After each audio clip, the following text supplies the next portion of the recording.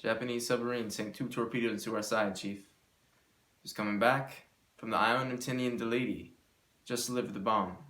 Hiroshima bomb. 1,100 men went into the water. Vessel went down in 12 minutes. We didn't see the first shark for about half an hour.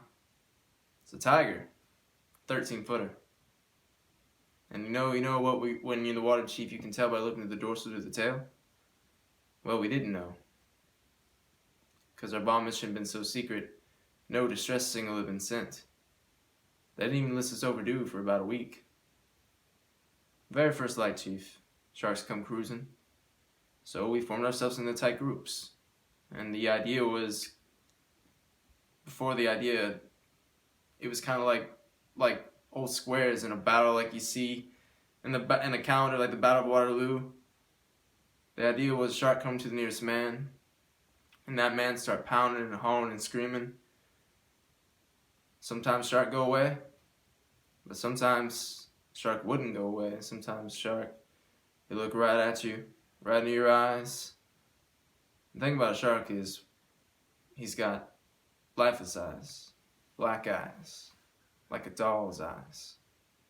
When he comes at you, he doesn't seem to be living until he bites you. And those black eyes roll over white. You hear that terrible high-pitched screaming. The ocean turns red, and despite all the pounding, the hollering, the screaming, sharks come in and they rip you to pieces. No one by the end of that first dawn. Lost 100 men. I don't know how many sharks. Maybe 1,000. I don't know how many they average an hour, maybe 6 an hour. Thursday morning, Chief, I bumped into a friend of mine, Herbie Robinson in Cleveland. Baseball player.